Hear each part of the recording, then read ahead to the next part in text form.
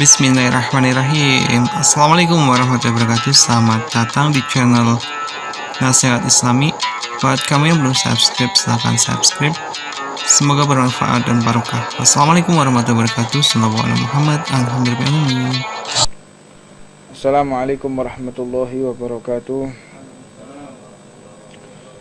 Alhamdulillah, kita bersyukur kepada Allah atas karunia yang Allah berikan kepada kita, yang mana karunia tersebut tidak akan pernah kita bisa rasakan kecuali dengan rasa syukur. Sebesar apapun karunia dengan tanpa diiringi rasa syukur, maka karunia sebesar apapun tidak akan pernah dirasakan. Dan dikatakan oleh Allah Subhanahu wa ta'ala, wa qalilun min ibadiyasy syakur, sangat sedikit sekali dari hambaku itu orang-orang kelompok orang yang bersyukur. Di antara kita ini banyak daripada orang yang sudah bergelimang kebahagiaan, namun masih saja merasa susah. Karena apa? Karena tidak ada rasa syukur. Manusia semakin hilang rasa syukurnya, semakin dia akan menderita dalam hidupnya. Yang menyebabkan orang itu bahagia bukan karena fasilitas, bukan karena mobil yang mewah, bukan karena memiliki harta yang melimpah, tidak, tapi karena dia bersyukur kepada Allah. Yang membuat orang itu tidur nyenyak bukan karena dia tidak memiliki masalah, namun ketika dia sudah bertawakal kepada Allah. Beberapa tahun yang lalu kami ini pernah melihat seorang tukang becak. Beliau ini kalau dilihat dari strata sosial sangat rendah. Berapa sih pendapatannya abang tukang becak itu? Sehari Rp10.000, Rp15.000. Kadang nggak bawa apapun, tapi memiliki rasa yang Allah tidak berikan kepada kita. Apa itu tawakal? Gak pernah berpikir besok itu saya dapat rezeki dari mana, bagaimana caranya, apa yang harus saya jual. Gak ada, tinggal ngayuh dia dari rumah. Ngayuh dari rumah sampai ke tempat pengepul becak, nyewa becak. Bayangin, dari rumah belum sarapan, berangkat ngayuh sampai di Tuban, nyewa becak Rp5.000 sampai Rp6.000 setor turun. Uangnya kalau dibuat beli sarapan dia nggak bisa untuk bayar sewa becaknya. Sampai ada pula yang hutang dulu, nanti kalau dia dapat penumpang baru dibayar. Ada yang sampai seperti itu. Namun Allah menitipkan kebahagiaan di dalam hatinya yang kadang-kadang Allah tidak berikan kepada orang-orang yang melimpah hartanya. Lihat beliau itu tidur di atas becaknya, kakinya di atas, tidur lelap. Nanti bangun azan, ada box kecil di becaknya itu dibuka, sarung, baju koko, sholat menghadap sama Allah. Mandi dulu, sholat Allah. Dapat duit, gak dapat duit, pulang mesti senyum-senyum. Kadang orang udah gajinya ratusan juta nggak bisa merasakan seperti itu. Masuk mobil ber-AC masih matanya melotot kanan kiri, stres, telepon, wah, apa menikmatnya hidup. Nah, semakin kita bisa mensyukuri apa yang Allah berikan, kehidupan kita akan semakin indah. Dan azab yang paling besar itu manakala Allah telah mencabut rasa syukur di dalam hati hambanya. Kalau sudah tidak ada rasa syukur, yang ada adalah kehausan, haus, lapar, kurang. Ini menyebabkan orang agar semakin dia susah dalam hidupnya. Akhirnya bagaimana? Dia tersandung dengan kehinaan. Orang kalau sudah tamak, bukan qanaah. Qanaah itu orang yang mau menerima semua keputusan Allah dan rezeki yang Allah berikan. Itu qanaah, neriman. Nah, orang kalau sudah tidak bisa qanaah, akhirnya bagaimana? Dia habiskan waktunya untuk mengejar nafsunya, bukan mengejar kebutuhan. Yang dia kejar nafsunya.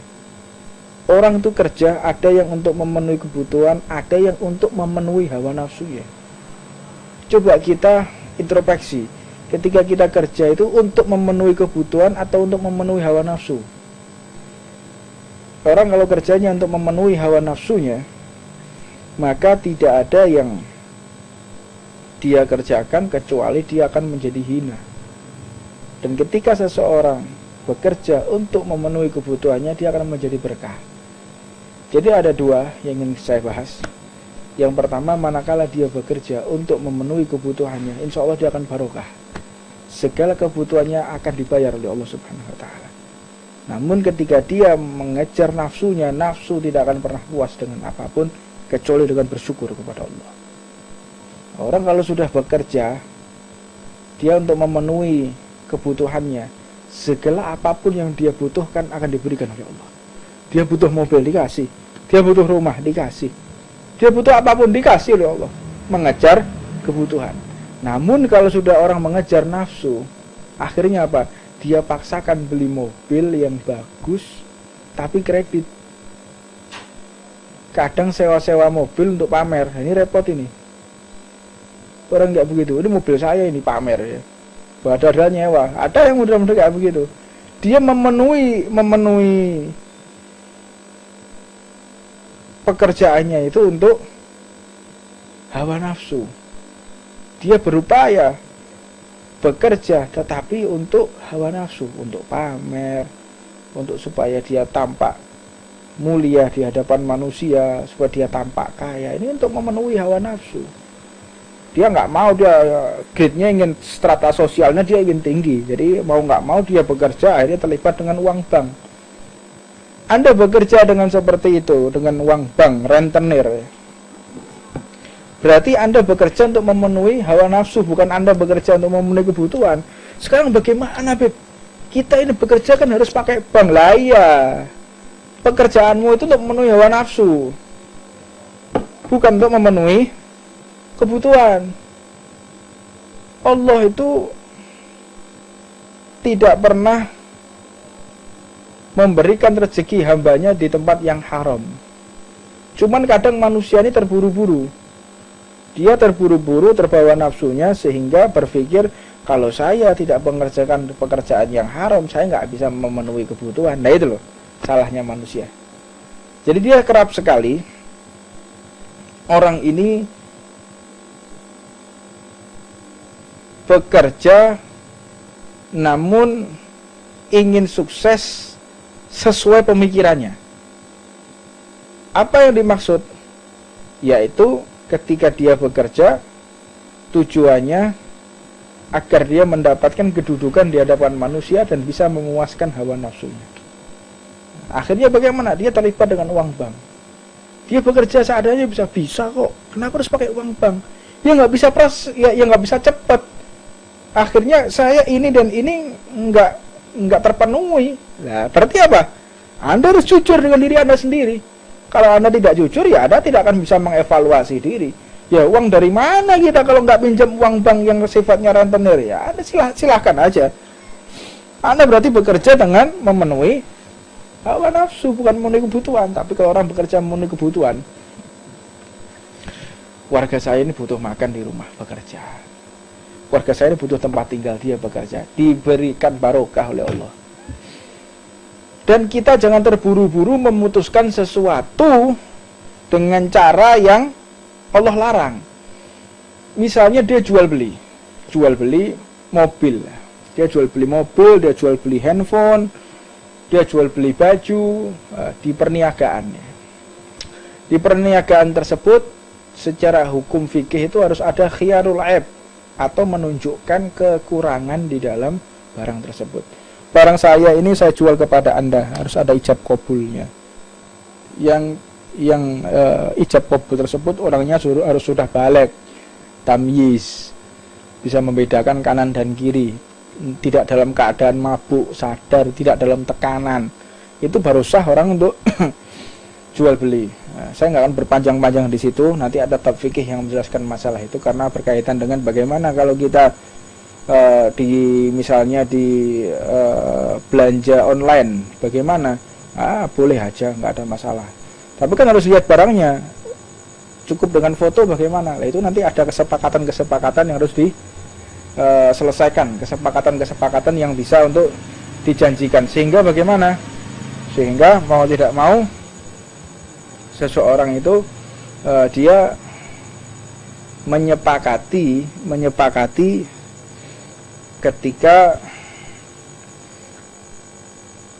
jual beli tadi itu kan ada di dalam sistem belanja online itu kan ada. Kalau sampai barangnya rusak, sampai barangnya tidak sesuai deskripsi dan lain sebagainya itu kan ada. Itu termasuk khiyarul aib, masuk dalam khiyarul aib dan melihat dalam kondisi barang. Nah, orang ketika berdagang harus dia tunjukkan kekurangan barang saya ada di sini, di sini. Jangan memuji barangnya sendiri. Tidak ada handphone kayak ini, tidak ada sudah. Anda cari sampai di planet lain aja nggak ada handphone kayak begini nih. Orang kalau sudah beli handphone saya ini bisa rezekinya tambah-tambah. Dan handphone saya ini nggak pernah jatuh. Handphone saya ini istimewa, nomornya lihat ya, dipuji-puji barangnya. Nah ini menyebabkan rezeki yang diberikan oleh Allah kepada kita tidak barokah. Akhirnya apa? Rezekinya panas. Kalau udah panas gimana? Nguap. Barang kalau panas itu nguap bagaimana? Nggak tahu kemana larinya uang tersebut. Dibelanjakan untuk apa ya? Tiba-tiba habis. Ya karena apa? Nggak barokah tadi. Dan tidak usah menutup-nutupi kerusakan. Ini kalau sampai saya ngomong nanti nggak laku barang ini. Kalau sampai tahu si pembeli ini barangnya harganya sekian, rusaknya sekian, tempatnya di sini, kerusakannya, maka orang ini nggak bakal beli. Anda tahu dari mana orang ini nggak bakal beli? Justru beberapa hal yang pernah Al-Fakir jalani ya. Ketika ada beberapa kejadian, jadi ada seseorang itu mau beli barang. Pak, barang saya ini lecet sebelah sini, dan pernah juga jatuh barang ini. Bapak mau apa enggak? Subhanallah, kata si pembeli tadi. Subhanallah. Bapak tinggal di mana? Saya tinggal di Tuban. Rumahnya mana? Rumahnya ini. Bapak itu pernah jatuh barangnya, pernah jatuh, pernah gini. Ada di sini, jadi saya belinya sekian, Pak. Kekulaannya sekian, saya jual sekian. Bapak kok jujur sekali? Loh, saya bukan Bapak ini orang baik loh. Enggak, ini kewajiban ini saya bilang. Ini kewajiban yang Allah berikan. Barang ini itu saya belinya sekian, cacatnya sebelah sini. Diam. Kok ada orang jual model kayak begini nih? Datang akhirnya si pembeli tadi mengatakan, kenalan sama Al-Fakir dan mengatakan, ini ada uang sekian, saya bayar uang Anda sekian, dan ini saya dikasih uang 10 kali lipat dari barang itu, dihadiahkan kepada saya. Tahu rezeki dari mana? Dia tertarik gara-gara apa? Saya menjelaskan apa yang sudah diajarkan oleh Allah melalui lisan Nabi Muhammad. Kadang-kadang santri ini rodok pinter ya. Mulai di rumah sama istrinya atau sama adiknya, "Dek, tawar dulu, Dek, barangku. Jualan di pasar ya, suruh nawar dong." Tawar sih, tawar. Dia kulaannya 15.000, tawaran saya. Tawaran 30.000. Harganya 15.000, tawar 30. Ya Mas, sekarang barangnya saya tawar 30.000. Gak tak kekno. Dia ke pasar. Sampai di pasar tanya, "Mas, boleh ndak ini 25?" Sumpah demi Allah wis ditawar 30.000 gak tak kekno iki mau. Dia kan ndak bohong memang. Iya toh? Dia kan ndak bohong. Ya tapi Gusti Allah apa dia kala-kali loh. Ndak ada orang kayak begitu tuh, ndak ada. Jadi adik itu koma di kanan sik, Dek, tawar sik 30.000. Sumpah demi Allah tabrak truk sampai ngono bareng, bayangno. Ditawar 30.000 karena memang ya gak, ya ndak bohong dia. Nah, tapi ini namanya hillah di dalam fikih. Berbohong, dia mencoba untuk membuat strategi untuk melegalkan sesuatu yang ada indikasi di dalam fikih. Tapi kan hukum kan nggak bisa seperti itu. Hukum kan nggak bisa seperti itu. Misalnya begini, ada orang untuk menghindari zakat, ya. Ada orang zakat, dia punya harta 500 juta, 1 miliar, hartanya 1 miliar, dia punya harta 1 miliar. 1 miliar itu zakatnya berapa? 2,5%. Berarti berapa? Selawe juta. Di duit saem zakatnya 25 juta. Apa wajibnya zakat? Mencapai haul. Haul apa? 1 tahun.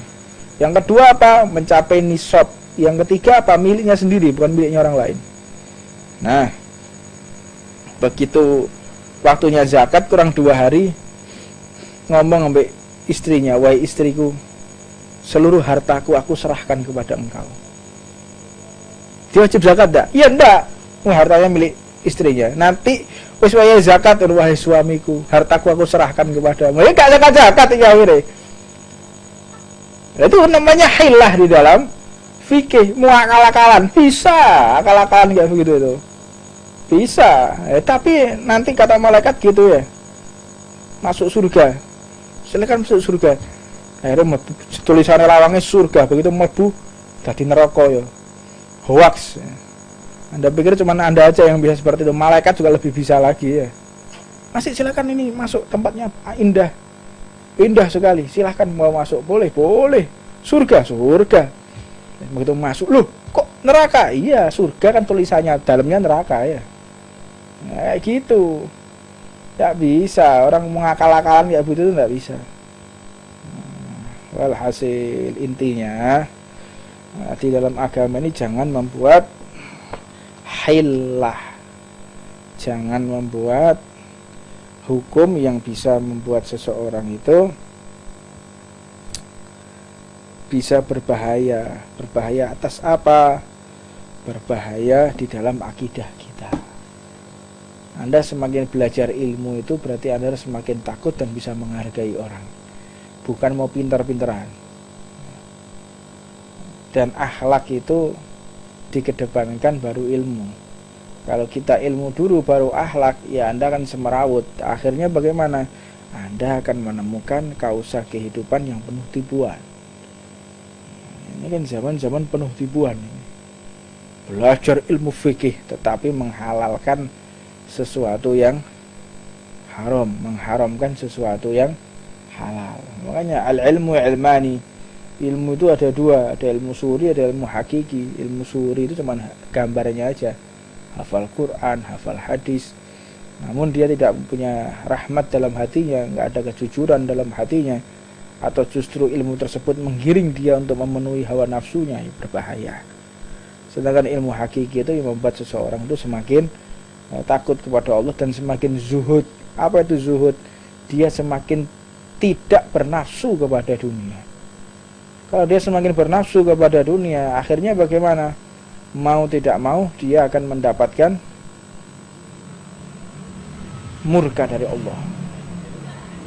Man izdada ilman walam yazdad huda yam yazdad minallah ila bu'dah.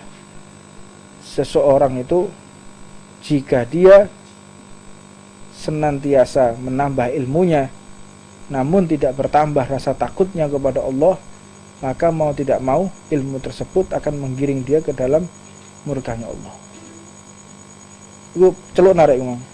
Celun-celun nih dulu situ. Nah, jadi kalau kita semakin belajar ilmu namun tidak mengedepankan akhlak, ya nggak ada manfaatnya. Jadi penting sekali seseorang itu mempelajari ilmu agar dia semakin tahu kedudukan akhlak gitu. Jadi kalau orang nggak punya sopan santun atau menuntut ilmunya bukan bertujuan untuk Allah dan Rasulullah, tentunya ilmu tersebut akan menguasai dirinya.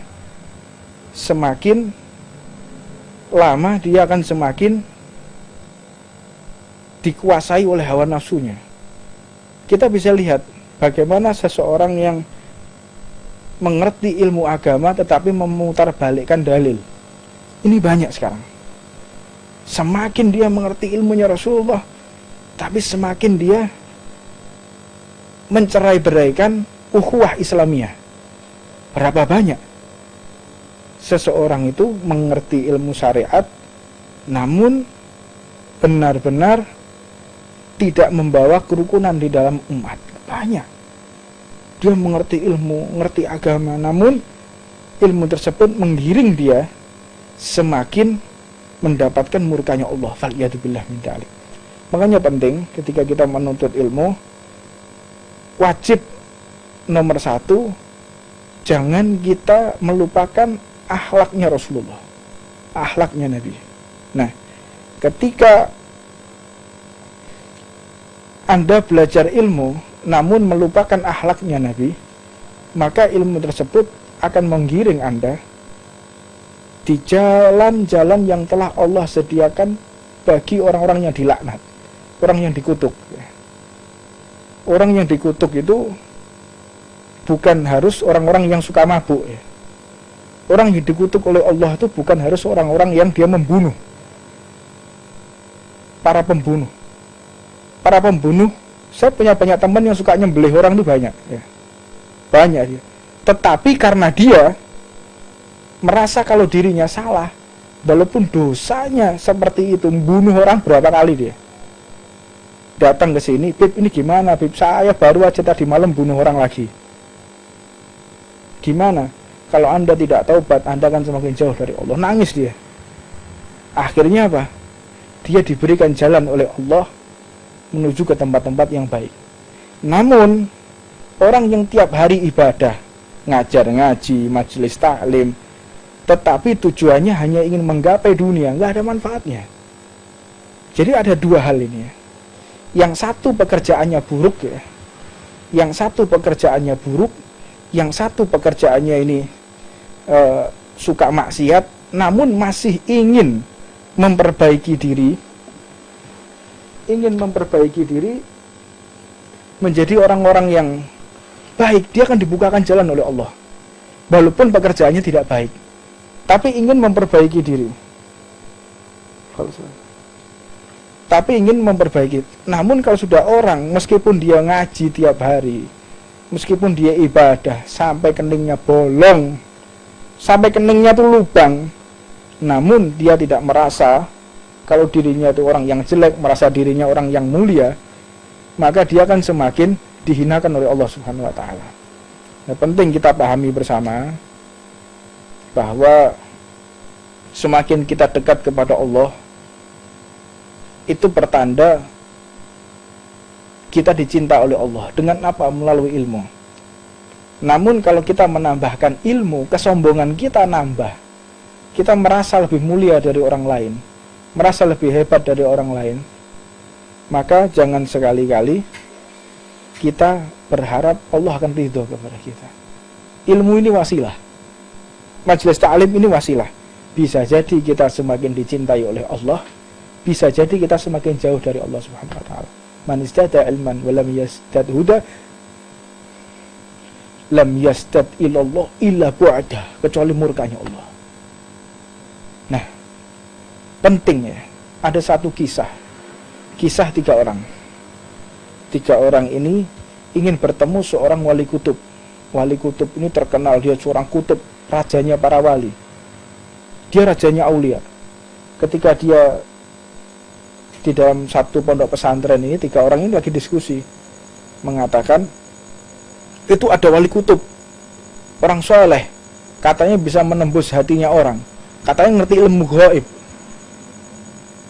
Namun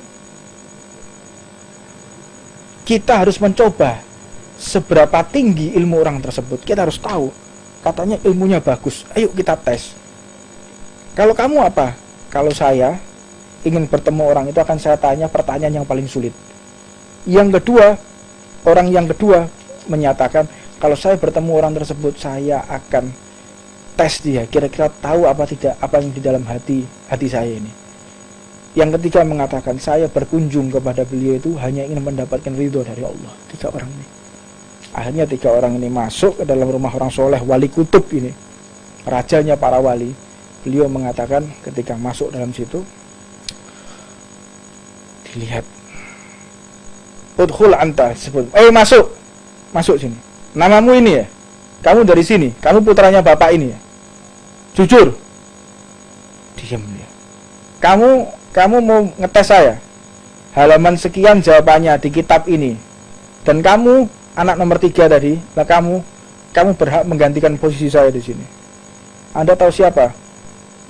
Ketiga orang ini, yang satu saya nggak bisa nyebutkan, dua juga nggak bisa karena ada aib dan dikatakan oleh wali ini. Engkau akan mati dalam keadaan kafir dan hina. Yang engkau akan mati ditimbun oleh hartamu yang haram, dan engkau menggantikan posisiku di sini. Benar, 3 orang tadi keluar. Yang pertama, dia mati karena jatuh cinta kepada perempuan yang beragama Majusi, menyembah api, dan dia mati dalam keadaan kafir. Yang kedua, si orang tadi dia mencari harta melimpah dan akhirnya tertimbun hartanya sendiri, keberkan. Numpuk duit, uang zaman dahulu itu pakai emas, numpuk emas, keberkan hartanya sendiri yang belum dia zakati semua. Mati dalam keadaan dihinakan oleh hartanya sendiri. Dan yang terakhir siapa? Sayyidina Syekh Abdul Qadir Jailani. Orang ketiga tadi siapakah? Sayyidina Syekh Abdul Qadir Jailani. Makanya kita berhati-hati ketika menempatkan posisi kepada siapapun, harus berhati-hati. Jangan kita meremehkan siapapun. Bisa jadi dia ada seorang wali min auliyaillah. Bisa jadi dia adalah orang-orang yang dipilih oleh Allah. Jadi kita jangan meremehkan. Jangan meremehkan siapapun. Siapapun jangan Anda remehkan. Bisa jadi karenanya kita dicintai oleh Allah, dan karenanya kita diridhai oleh Allah Subhanahu wa taala. Nah, terakhir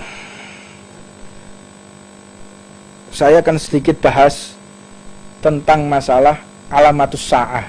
Ini sekarang kiamat ini. Dunia sekarang kiamat ini. Ya.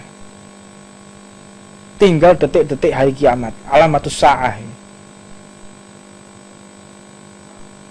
Karena apa? Sahabat sudah bertemu dengan Dajjal. Sahabatnya Nabi Muhammad itu pernah bertemu dengan Dajjal. Ini kabar gembira, juga kabar yang menyeramkan. Sampai bertemu makhluk yang namanya Al-Jasasah atau Jud wa Ma'jud. Bagaimana ciri-cirinya, bagaimana fisiknya, bagaimana kisah lengkapnya, insya Allah besok jika Allah izinkan kita akan live lagi. Jika Allah izinkan saya akan kupas dalam kitabnya Jauhar Lu'lu'yah Al-Imam Nawawi dalam hadisnya Arba'in An-Nawawiyah. Dalam kitabnya Jauhar Lu'lu'yah itu dibahas bagaimana pertemuan sahabat Nabi dengan Dajjal. Dan ini menjadi fenomena akhir-akhir ini. Fenomena akhir-akhir ini bisa menjadi jawaban daripada segala sesuatu. Dan ada permintaan dari beberapa ashab menjawab, Habib, ini kan para a'immah ya, para a'immah itu tidak pernah menceritakan tentang masalah kiamat, fikih tahawulat ya. Itu Al-Habib Abu Bakar Al-Adni. Karena kalau kiamat itu diceritakan akan mematahkan semangat. Orang itu akan jadi ketakutan kalau diceritani masalah kiamat. Sehingga tidak ada kok di antara para salaf kita yang menceritakan masalah kiamat. Anda kurang belajar dan Anda kurang wawasan ya.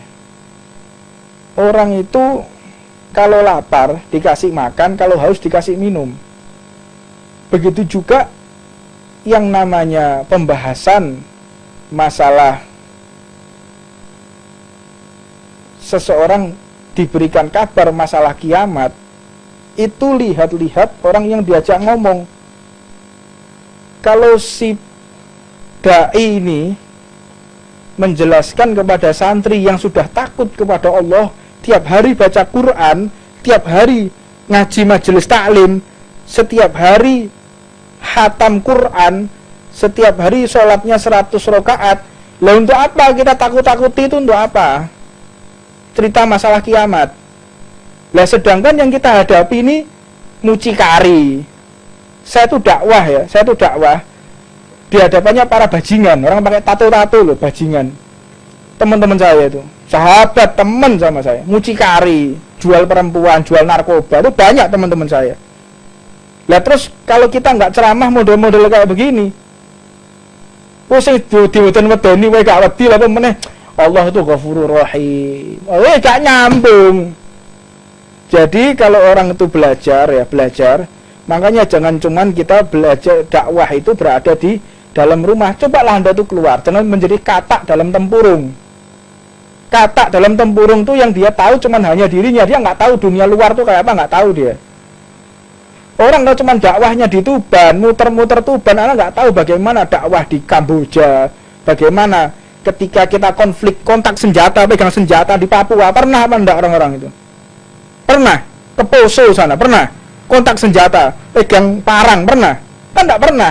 Beda toh cara dakwahnya. Musuh di sana pakai parang kok.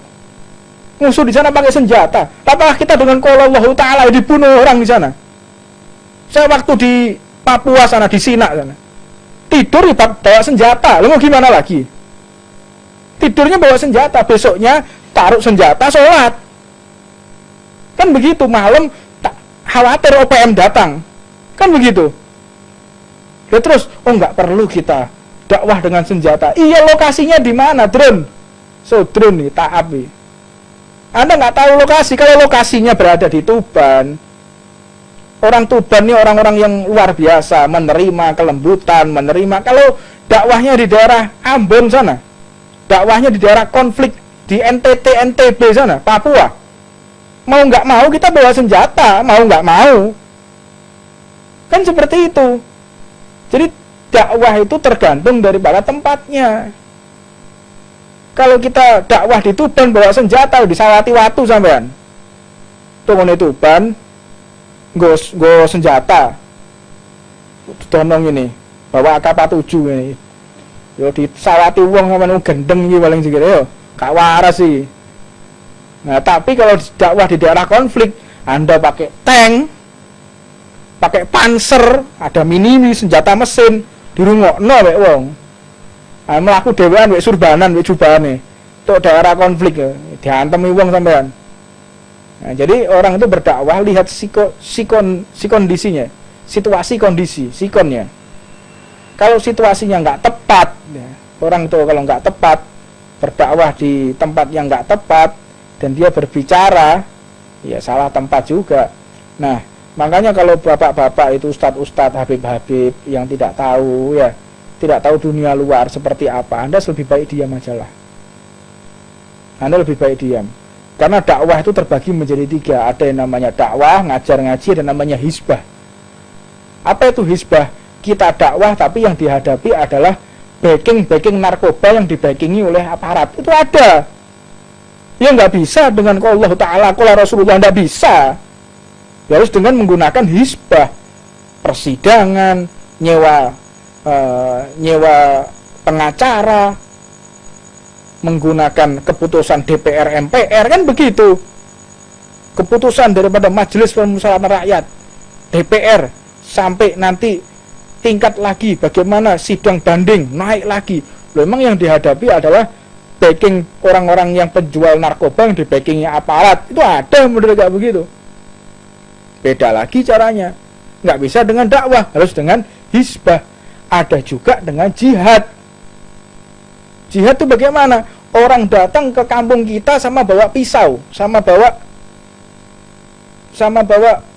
senjata. Bagaimana caranya? Ya kita harus punya senjata juga, jihad. Seperti kisah di Ambon, kisah di Poso, di Sampit. Itu kan sampai seperti itu. Orang kan bunuh-bunuhan di sana itu. Terus kita menggunakan qala Ta'ala, ini tidak fungsi. Quran, hadis nggak fungsi. Bukan berarti tidak berfungsi itu tidak bisa digunakan, tidak tepat gitu loh. Tidak tepat. Kalau ada orang berdakwah salah tempat,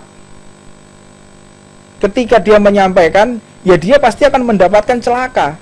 Ada orang mabuk, makanya orang belajar taklim tuh ya, perlu yang namanya seseorang tuh mengerti tentang masalah, seseorang benar-benar mengerti masalah cara menempatkan pembicaraan. Makanya dalam kitabnya Hai Umar Taujihun Nabi, metode dakwah, mana dalam kitabnya Imam Haddad itu dakwah utama. Ya, itu baca dulu. Orang itu kalau berbicara, lihat dulu. Ini yang saya hadapi ini siapa? Pemabuk misalnya. Kalau yang dihadapi pemabuk, Anda jangan berbicara masalah orang mabuk itu bakal disiksa. Jangan. Tersinggung dia. Terus caranya bagaimana? Rayu dia. Anda kenapa mas mabuk? Anda kenapa berbuat seperti ini? saya punya masalah hutang. Oh, berarti caranya untuk mereka supaya sadar bukan Allah ghani, Allah itu maha kaya. Gak nyambung. Dompetmu tokno, duitmu tokno kekno. Paham? Gitu caranya. Nggak ketemu. Orang lagi bingung bahas, nggak bisa bayar utang, stres. Anda kasih Al-Quran, Anda kasih hadis. Ya akhirnya mau nggak mau Anda kan bertengkar. Caranya bagaimana? Ada orang kesusahan ekonomi, ya keluarkan dompet kita, keluarkan uang kita. Ini Pak, ini Mas, Anda kayaknya nggak punya masalah ini. Cari gara-gara. Anda punya masalah di luar, cari gara-gara ini. Iya Pak, saya punya masalah. Apa masalahmu? Saya masalah seperti ini. Iki lho duit. Selesaikan masalahmu. Mari. Tapi lah ana punya masalah, makanya sampean ku tobat. Lah tambah diantemi wong sampean.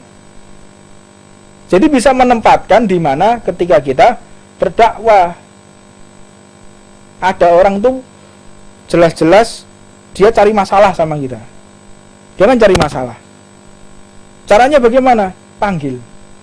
Ada cari masalah sama kita. Apa salah kita? Atau engkau mencuri perhatian supaya kita melihat engkau, tujuannya untuk apa? Kayak misal ada orang lewat cari perkara sama kita. Dia kan cari perkara sama kita. Itu jangan kita langsung respon, "Oh, enggak perlu cari." Ini orang ingin ketemu sama kita, ingin kenal sama kita, tapi caranya salah gitu. Caranya salah. Jadi kita juga harus panggil biar tidak mengusik hati. Ini orang ini pengen deket sama kita aslinya. Dia pengen duduk sama, cuma caranya salah. Tanya. Itu namanya manhaj dakwah. Jadi cara dakwah itu berbeda-beda ya. Ada orang tuh dakwah menggunakan gitar. Dakwah ini gitar. Ya. Ada juga orang dakwah menggunakan orkes. Romai Rama. Jadi konsumsinya orang itu berbeda-beda. Nggak bisa orang itu dakwah, ya namanya dakwah itu yang ngajar ngaji. Namanya dakwah itu belajar, banyak dakwah itu. Dengan tulisan, dengan lantunan qasidah, dengan musik. Ya memang secara hukum gitar itu kan hukumnya kan haram. Gitar itu kan haram. Namun ada beberapa orang yang justru dia mendapatkan hidayah dari gitar. Ada. Itu kita sudah tidak bisa berpikir secara fikih ya, secara fikih. Namun hukum fikih itu memang harus dikedepankan. Tetapi jangan membuat kita angkuh gitu. Makanya orang itu ketika tasawuf tanpa fikih juga dia menjadi zindiq, dan dia fikih tanpa tasawuf juga dia menjadi takabur. Jadi harus seimbang antara tasawuf dengan fikih. Dan hukum Islam ini tidak bisa cuman kita berpikir secara ilmu biologi, ilmu matematika, karena hukum Islam itu kadang-kadang keluar daripada hukum biologi, hukum fisika, hukum kimia, nggak berfungsi. Contohnya apa? Peristiwa Isra wal Mi'raj. Ada yang percaya? Orang Arab dulu zaman sana. Ada? Tidak ada yang percaya. Kalau sekarang percaya, karena apa? Teknologinya sudah canggih. Nah, seperti itu. Ya, jadi itu yang bisa saya sampaikan. Wallahu a'lam. Mudah-mudahan kita semua mendapatkan barokah dari Allah Subhanahu wa taala dan masih diberikan istiqomah oleh Allah sehingga Allah senantiasa memberikan kita kekuatan untuk setia kepada hukum Allah, kekuatan untuk membahagiakan umat manusia, kekuatan untuk melaksanakan segala perintah Allah. Makanya kita doa, ya Allah jangan sampai musibah itu ada di agamaku. Cukup musibah itu hanya berlalu saja. Jangan sampai kita disinggahi musibah apapun. Dan yang namanya musibah apapun tergantung prasangka kita kepada Allah. Kalau kita berprasangka buruk kepada Allah, maka jadinya buruk. Kalau kita berprasangka baik, maka jadinya baik. Segala sesuatu tergantung prasangka kita. Semakin kita berprasangka baik kepada Allah, maka jadinya baik. Namun ketika kita berprasangka buruk, maka akan menjadi buruk. Husnudon ala Allah. Kita berbaik sangka kepada segenap ciptaan Allah, kepada makhluknya Allah, kepada hewan pun husnudon. Ya. Wallahu a'lam. Seperti biasa saya nggak akan berpanjang-panjang lebar. Jam 10 juga. Insya Allah besok kita akan membahas masalah kiamat. Dan kita membahas bagaimana pertemuan sahabat Nabi dengan Dajjal dan bagaimana yang diucapkan Dajjal. Dajjal sudah berucap apa? Kalau kita sudah tahu Dajjal itu berucap apa, kalau fenomena sekarang itu bukan berarti apa-apa. Jadi sudah saatnya memang Dajjal itu keluar, sudah saatnya melihat bagaimana tingkah laku manusia, kedoliman di dunia ini. Tanya juga masalah dukhon, ada apa oleh dukhon ini? Dukhon rokok loh dukhon. Bingung Tuhan, bingung Tuhan. Ada la taqumus sa'ah fil ardi, tidak akan yang namanya jatuh meteor, tidak akan pecah bumi hatta lam yuqala Allah. Kalau sudah tidak ada orang yang mengatakan Allah, maka jatuhlah meteor, berantakan alam semesta. Kalau sudah tidak ada orang yang menyebut nama Allah. Selama masih ada orang yang mengatakan Allah, maka tidak akan pernah yang namanya kiamat. Dan ini adalah kewibawaan nama Allah. Besarnya kedudukan orang yang berucap Allah. Tingginya kedudukan orang yang mengatakan Allah bisa menunda hari kiamat. Malaikat sekuat apapun, peralatan canggih sehebat apapun, tetap tidak bisa untuk mengundur waktu yang namanya kiamat. Nggak bisa mengundur yang namanya kiamat. Namun satu orang yang kecil lemah mengatakan Allah, maka tertunda hari kiamat. Ini besarnya kedudukan kalimat Allah. Menyebut kita dengan ucapan Allah, maka tertunda yang namanya hari kiamat. Kalau sudah tidak ada yang namanya orang mengatakan Allah di dunia ini, maka disitulah kiamat. Jadi jangan berpikir ini kapan kiamat ini. Apa yang Anda kiamat mau sekarang mau besok tidak ada bedanya. Tapi kiamat itu memang hari Jumat. Kiamat itu hari Jumat. Yang namanya kiamat itu hari Jumat. Dan salah satu tanda besar kiamat itu biasanya yang namanya tanda-tanda besar yang akan terjadi di dalam semesta ini karena diawali malam Jumat di bulan Ramadan dan diakhiri bulan Ramadan juga malam Jumat. Ini malam Ramadan ini juga malam Jumat. Ini sudah terjadi beberapa kali. Wallahu a'lam. Nggak penting itu mau dukhon, mau mati besok, mau mati sekarang, nggak ada urusan buat kita. Yang penting kita wafat dalam keadaan husnul khotimah, itu yang penting. Itu yang paling penting. Kita mau mati kenapa, karena apa, jangan peduli. Yang kalian pedulikan adalah bagaimana Allah ridho kepadaku, bagaimana Allah telah merestui aku, Allah telah sayang kepadaku, Allah telah memberikan rahmat kepadaku. Itu yang penting. Kita nggak penting mati kena apa, mau ada apa, nggak ngurus. Yang penting bagaimana kita menutup usia dengan husnul khotimah, itu yang paling penting. Namun mudah-mudahan kita semua wafat dalam keadaan husnul khotimah. Rabbana atina fid dunya hasanah wa fil akhirati hasanah wa qina adzabannar. Wa 'ala man masyayikhuna wa ila hadratin nabi Muhammad sallallahu alaihi wasallam. Al-Fatihah. Bismillahirrahmanirrahim. Alhamdulillahirabbil alamin. Terima kasih telah menyaksikan nasihat Islamis. Sampai berjumpa di video selanjutnya. Jangan lupa subscribe. Wassalamualaikum warahmatullahi wabarakatuh. Sallallahu alaihi Muhammad. Alhamdulillahirabbil alamin.